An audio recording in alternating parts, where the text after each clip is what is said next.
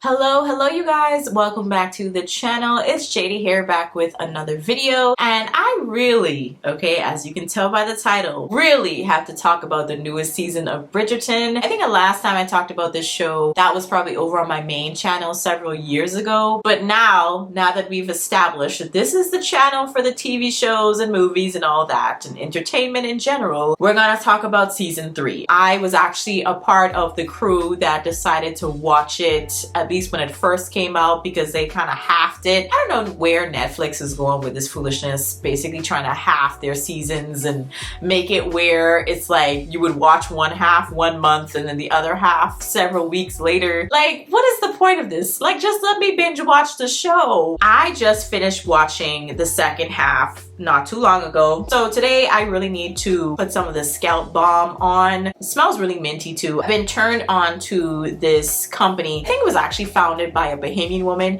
if you guys don't know, from the Bahamas. Shout out to the 242. I really was interested in trying some of these products out because a lot of people were saying that it does wonders for their scalp. I started using her, I think it was some type of scalp serum first that comes in this like nozzled bottle, but then I started using this as well, which is the scalp balm.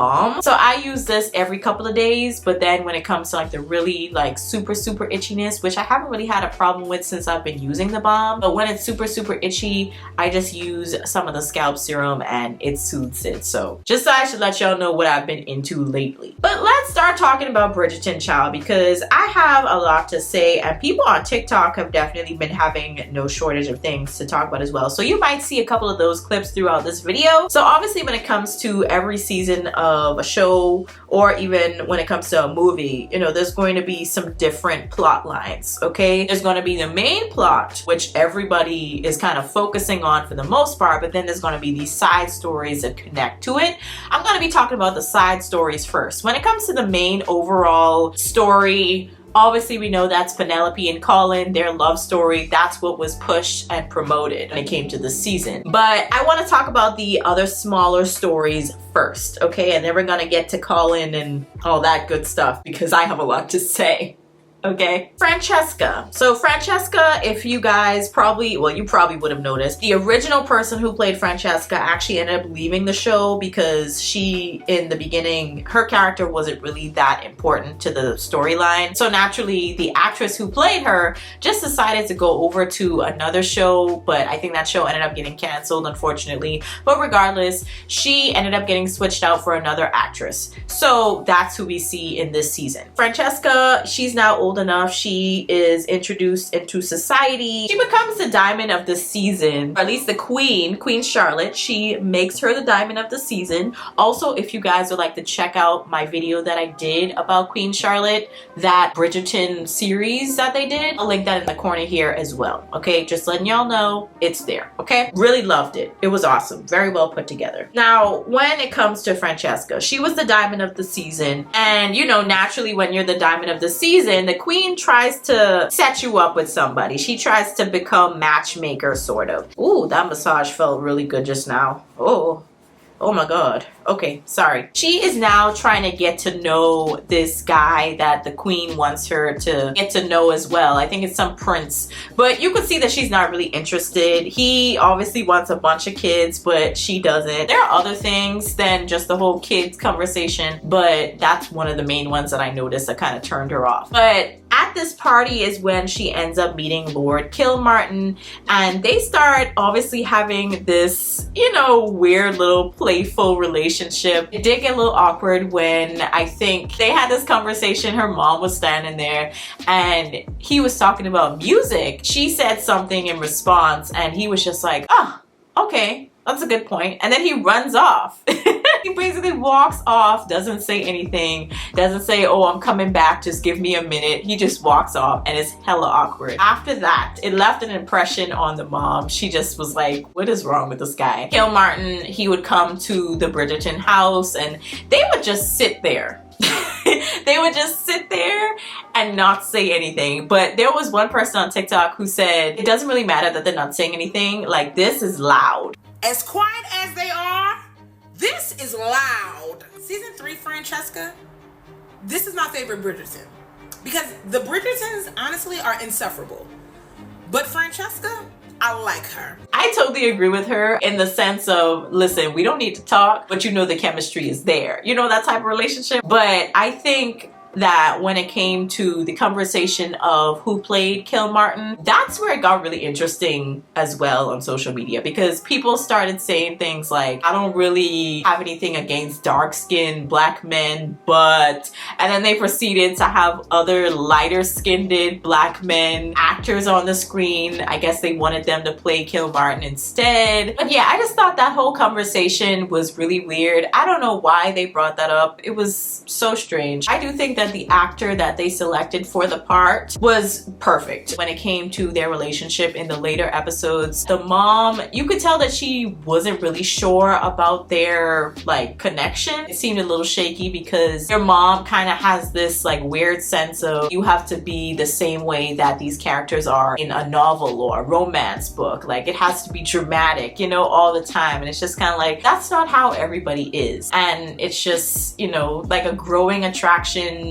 in silence, basically. It's not like you have to talk all the time. And I think that's another thing when it comes to relationships, is that you don't have to talk all the time. You don't have to always make these bold statements of love or gestures. Like it's not always necessary. Every now and again, cool, but not all the time, you know? So back onto the story though. Obviously, their relationship is a little different from what her mom imagined, I'm guessing. But they still end up getting married. Eloise, she kind of invites herself to the castle because they're going to be moving to Scotland. Obviously, her mom is just like, ew, you're a little far away, but okay. Apparently, not only Eloise is going to be tagging along, but also Kill Martin's cousin. So this is looking pretty interesting. So two things that I forgot to mention when it came to the cousin. I find it kind of strange that he wouldn't tell his cousin that he got married. I thought that was really weird. And also, two, that cousin was supposed to be a guy according to the books. So people have definitely been voicing that opinion about them changing the books, changing the way how things are in the books, and that they should just stick with what was written and how it was written. So just thought I should mention that. The way that Francesca was looking at her, I was trying to figure out if it was admiration or if she was developing some sort of crush on her. I don't know. I was trying to figure it out. Like, y'all let me know what y'all were getting in terms of the energy from Francesca when it comes to that cousin. Anthony and Kate, if y'all remember in season 2, they got married. There was a whole dramatic thing with that because originally it was Kate's sister who was supposed to be marrying Anthony. But I did hear that the actress who played the sister, the younger sister anyway, who was supposed to get married, she ended up leaving the series as well. Anthony and Kate, they come back from their honeymoon and now we find out that she's pregnant. They're expecting their child. Seems to be a happy time for them, but you could tell that she was missing her home, and even though she was really happy to be there with him, you could tell that she really longed to be back home. So in the end, they kind of end up just, you know, sharing the news that they're, you know, expecting, but at the same time, they kind of come to this conclusion like, hey, we need to go back to your hometown, let you have the baby, you know, all that good stuff, just for right now, so that you could be at peace and be happy, at least during this time in your life. Not sure if their characters are going to be in season 4 or what, but yeah. So let's move on to Lady Danbury. So Lady Danbury's brother, Marcus, has come back. You could see that she's kind of like iffy about it. He is a widow now. His wife passed away. He locks eyes with Violet. And that's when things go downhill because Lady Danbury is just like, what are you doing? I'm trying to gather, at least in the first couple of episodes, like, is this a jealousy thing or is this her just being a protective friend? Because Lady Danbury, at least in the Queen Charlotte show, if y'all remember, she was married to Lord Danbury, who wasn't the greatest, but she tried her best to make it work until he passed away. We find out the story behind that marriage and how she was actually fixing to run away. I think she actually successfully ran away, but then her brother snitched on her to their dad. He was always kind of the favorite in their dad's eyes, at least to her. She felt really hurt by that, and that's how she ended up in that marriage, I guess, in the first place. She felt like he just took her life away, pretty much, because she had to marry this lord. When it comes to Violet, she's just like, you know, I just don't want you hanging around her because you're not gonna take my friend away from me. You're not gonna take another thing away from me. He was just like, that's not what I'm trying to do. And he also kind of explains to her when it came to their dad, you know, he just was trying his best to please him. They kind of realize that it's something that they should just bury and they move on. Eloise, she has a friendship with Cressida that I couldn't really understand, but I do kind of get it to an extent, because remember in season 2 with the whole Lady Whistledown situation, her finding out that Lady Whistledown was Penelope, she was not okay with that, considering what Lady Whistledown wrote about both her family and also her specifically in the past. So it kind of ruined Eloise a little bit. In Penelope's eyes, of course, she thought she was protecting Eloise or doing the best for her, but not necessarily. In hindsight, looking back on it, that's not really how that went down. Because she now isn't really friends with Penelope, Eloise decides, hey, I'm just going to be friends with Cressida. I'm going to make things work with her. She seems like an okay person to hang around, even though she really wasn't. Cressida was kind of stink. I ain't gonna lie.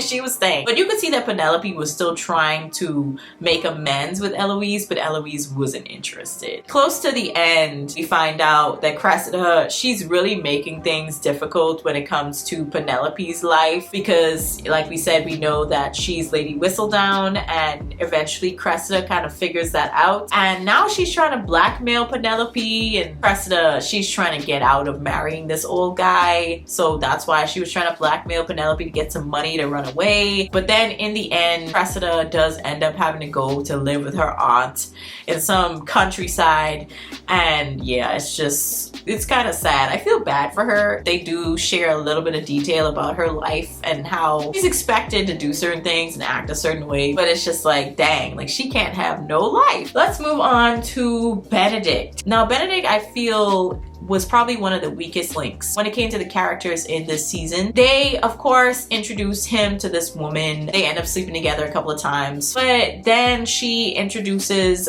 Benedict to her guy friend who she sleeps with, but he also likes to sleep with men, and they have a little bit of a moment, but Benedict, I guess, tries to persuade himself that he's not into that, but he is. So they eventually have this weird love triangle thing going on, but the woman in that situationship catches feelings like majorly, and she's just like, yeah, I can't really share you, and I feel like I should just dismiss myself because I don't want to share. So it just seems like the only reason they even had him in these scenes on the show is for him to be, I guess, this person that is into all these things that are, I guess, deemed as strange to society, especially society in that time. But it didn't really seem like he did much to help the show in any way. It just really wasn't necessary to me, and it didn't really help you to learn any more about his character either. It really was scratching my head the entire time, like, why is he here?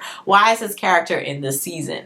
What is the point? Even in the other ones, I was trying to figure that out, like season 1 and 2 as well. Like, why? What is the point of his character? We're gonna move on to Will and Alice Mondrich. They find themselves elevating in society and, well, basically going into the elite status because of one of Alice's aunts dying and passing on her title to their son, because I guess nobody else in the family had sons except for her. He's gonna eventually become a lord. Also, Lady Danbury is trying to put pressure on Will to sell his club, and it's basically kind of like a men's club where they go to drink and hang out and all that, but because he's now going to be, you know, changing status and elevating, naturally you owning a club is not seen as appropriate, basically, I think is the word that Lady Danbury used. He does end up selling it, but you could see that he was really struggling because that's kind of what made him who he is. And I think that exploring their story a little bit as well, probably in the next season, would be kind of fun too. Portia Featherington, she ends up getting found out by this solicitor because she, in the second season,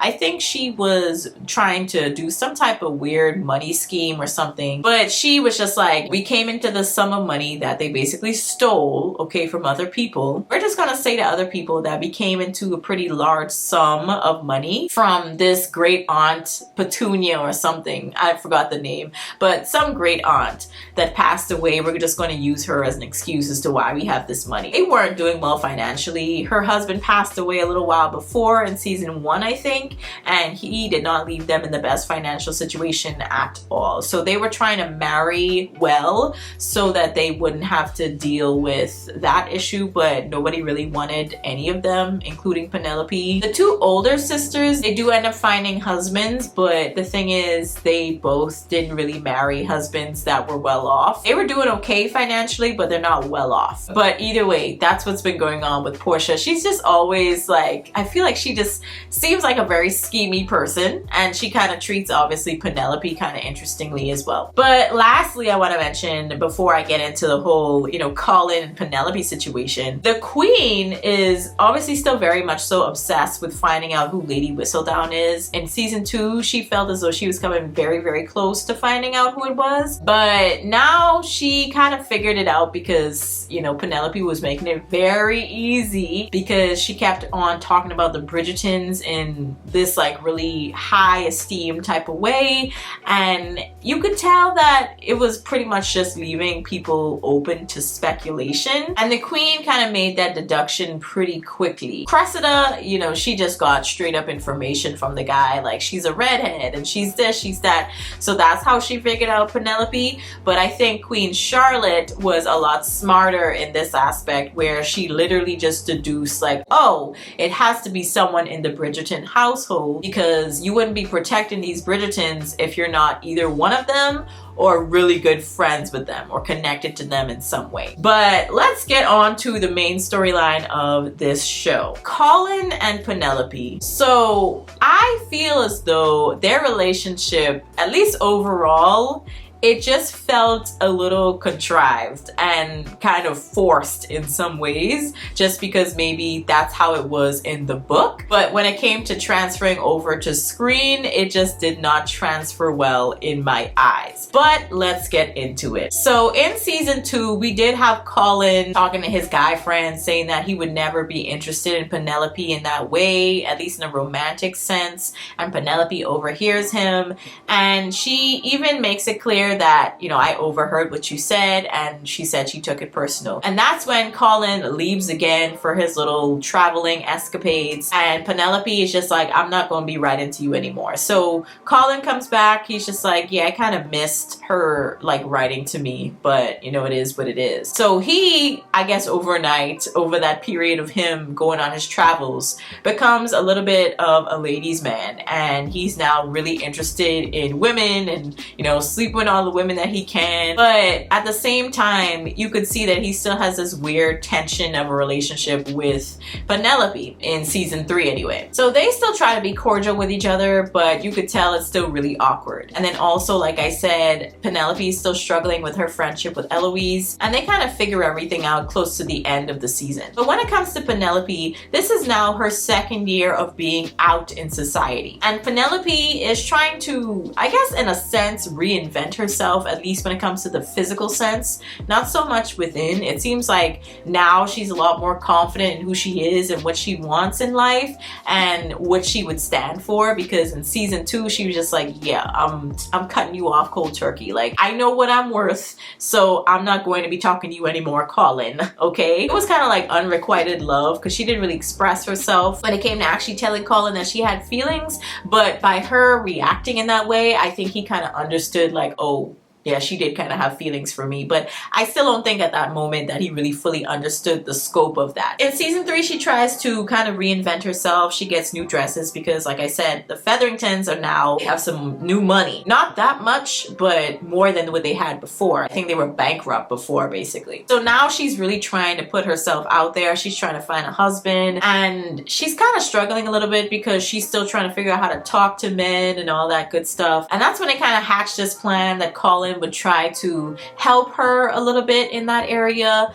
and also be kind of like her, I guess, suitor, like seem as though he's interested, but eventually he kind of becomes like, geez, I forgot the name of the guy in season 1. I think it was Reggie or whatever his name was. That guy played him, okay, in season 1, and that's who Daphne was interested in. Remember, they kind of hatched a similar plan where he was supposed to be kind of like interested in her, or seem like he was, so that she could get other suitors, but then he ended up falling in love with her. Very similar thing here with Penelope and Colin. So Colin tries to be that guy, right? But the thing is, Penelope is still very much so awkward around other men, but she does end up meeting Lord Debling. And Lord Debling is very interesting because he, you could tell, is kind of a little weird, but he would be very sturdy and very reliable for her. And he's also financially well off. So it would be kind of like ticking all of the boxes. But when it came to the love part of it, she didn't feel that emotional connection to him. And that's when things with Colin start to heat up, because now Colin's starting to catch feelings. It just becomes really messy because now he's jealous of Penelope's growing relationship, it seems, with Lord Debling. And I'm like, sir, you had all of this time, but really? I do find it interesting that the creator of the show was like, you know, during the entire season 3, you really start to see Penelope start to grow into her own and discover herself. But there was a person on TikTok yet again that had come out and said, you know, I think that Colin had always seen Penelope for who she was. The fact is, the Penelope story isn't about her finding herself. She's found herself. She knows who she is. The woman that created Lady Whistledown knows who she is. She doesn't need to find herself. The problem with Penelope and what Penelope's story is about is that nobody else sees who she is. This is really Colin's story. This is a series called Bridgerton. The stories are about the Bridgertons. This is Colin Bridgerton's story. And the story is about how Colin comes to realize that Penelope is the one. Because Colin has also seen her for who she is, essentially from day one, but he doesn't realize it. So the story is him realizing, oh, wait a minute, this is the person, this is my person, right? It's not that it has nothing to do with her outward appearance. She's essentially made peace with her outward appearance in herself, within herself, you know. Again, she knows who she is. It's about other people judging her for her outward appearance and or not seeing her.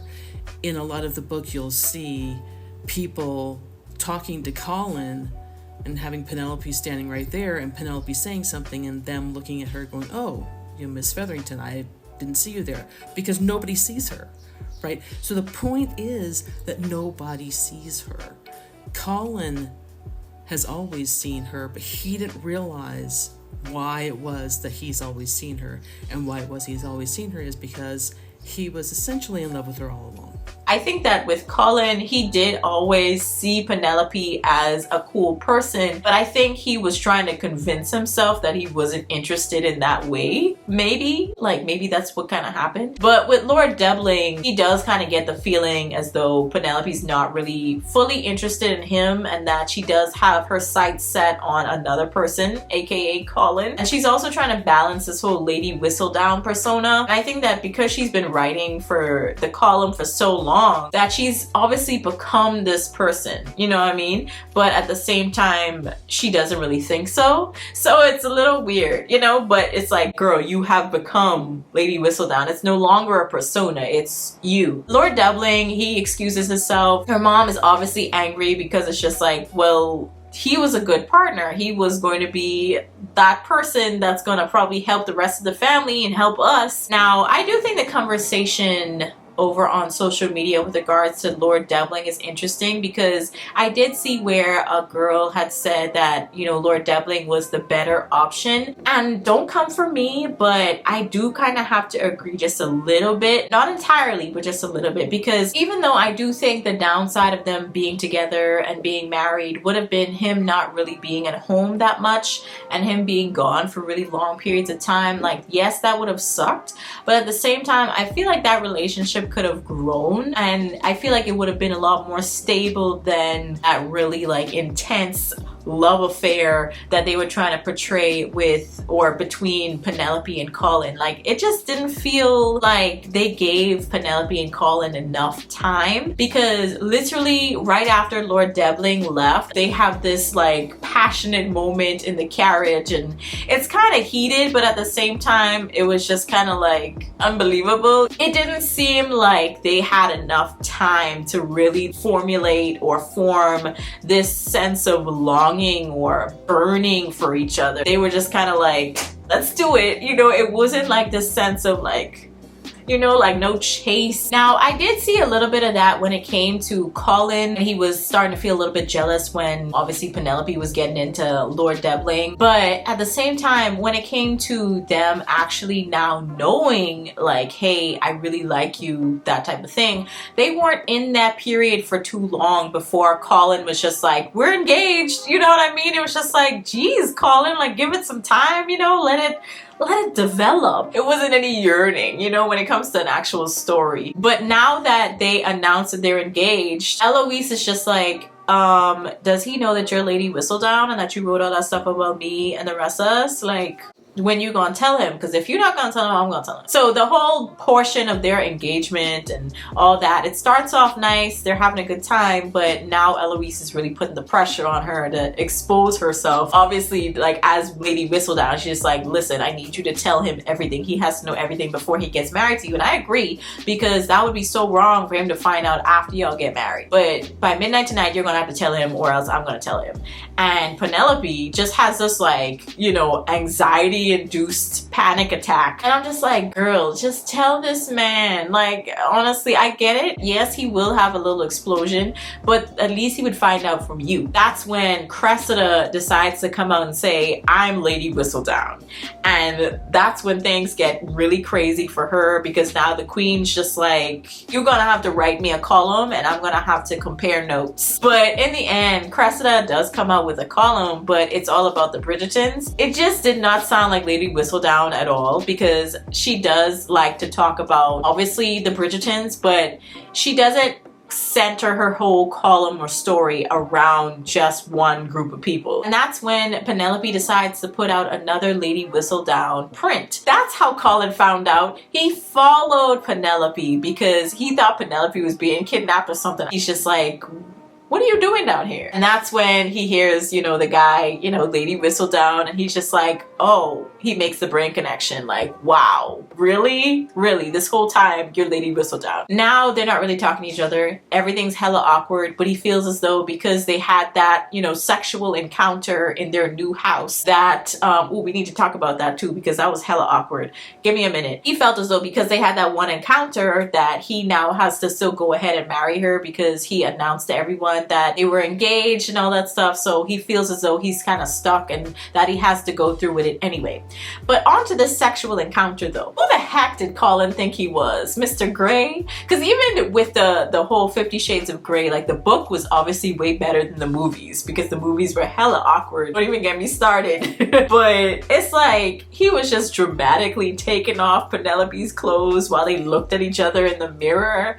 And then he was just like, oh, lay down on the couch. I was like, this is so cringe. But I think Bridgerton wouldn't be Bridgerton unless it had a certain level of cringe to it, in my opinion. They kind of try to figure out if they still want to even, you know, move forward with things, because even though Colin felt a sense of duty to marry Penelope after all of this, Penelope still wanted to make sure that he still genuinely loved her. But either way, they do get married. Loved her dress, by the way. I thought that train in the back was so cute. And they have their little dance or whatever. But that's when the queen walks in and she's just like, yeah, one of y'all got a secret y'all need to expose. She doesn't say what it is. She doesn't say that she's specifically looking for Lady Whistledown, but she just assumed that they would know that's what she's talking about, because one of them has to be her. But in that moment, Francesca decides to take it upon herself to ask the queen for permission to to marry Lord Kilmartin. It's like that wasn't really the secret that she was talking about, but okay, sis. Now Penelope is really feeling the pressure. She's just like, well, dang, should I expose who I am? Should I really be honest? But I think it was around that time that Cressida had also said that she was now demanding this, you know, certain amount from Penelope, at least to pay her off so that she could leave. But the thing is, Colin decides to take it upon himself to negotiate with Cressida, not give her any money, but just try to talk her out of blackmailing Penelope, which in turn makes it worse because now she wants double what she's asking for. But now that she wants double, Penelope doesn't have that money, because we find out Penelope got some money, child. Okay, Penelope got the money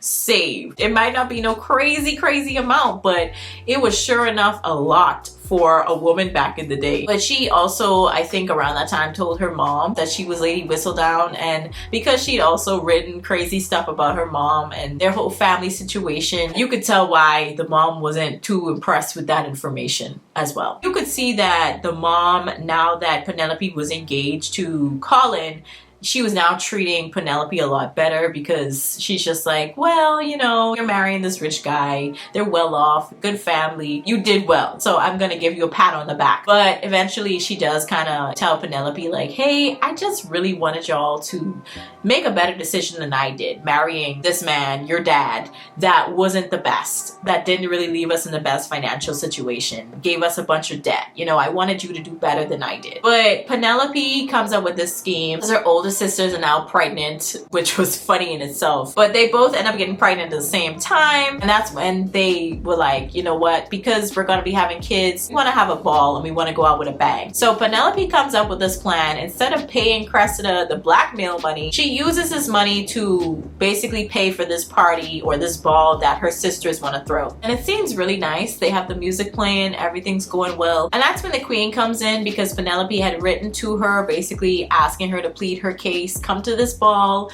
and I'll reveal myself. Or basically I think she revealed herself in the letter. So everyone just looking at Penelope just like, wow, it was you this whole time, that's crazy. So she comes up, tries to explain herself, but the thing is, I feel like she shouldn't have to explain herself. Why does she have to apologize? She wasn't reckless. She wasn't really like saying things that weren't necessarily true. She apologizes and she's just like, you know, I am going to continue writing, but I guess as Penelope, like as herself. Eventually her and Colin, they start having their relations again, because at one point he was sleeping on the couch. It ends with her having a baby, having a son, which is very interesting. I'm trying to figure out how that's going to work, because they called him Lord Featherington, but at the same time he's a Bridgerton. So I was like, is he Lord Bridgerton or Lord Featherington? Like both? Like I don't know how that would work. I felt like the ending was just a little too fairy tale like. It just needed something a little bit more scandalous, a little bit, because of it being the type of show that it is. I just felt like they kind of dropped the ball when it came to the development of the relationship between Penelope and Colin.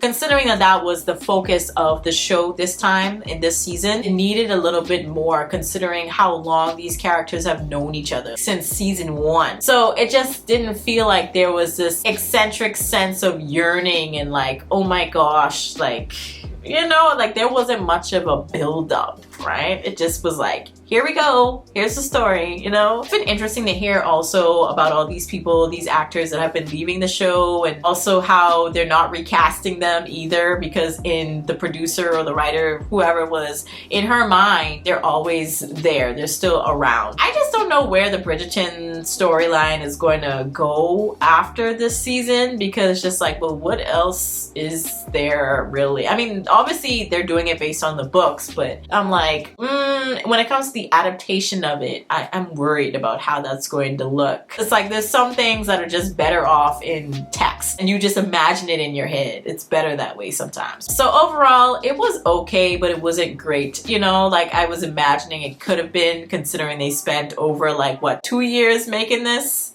Or almost 2 years, something like that. I don't know. But yeah, y'all let me know your thoughts down in the comments. I'll catch y'all in the next one. Peace.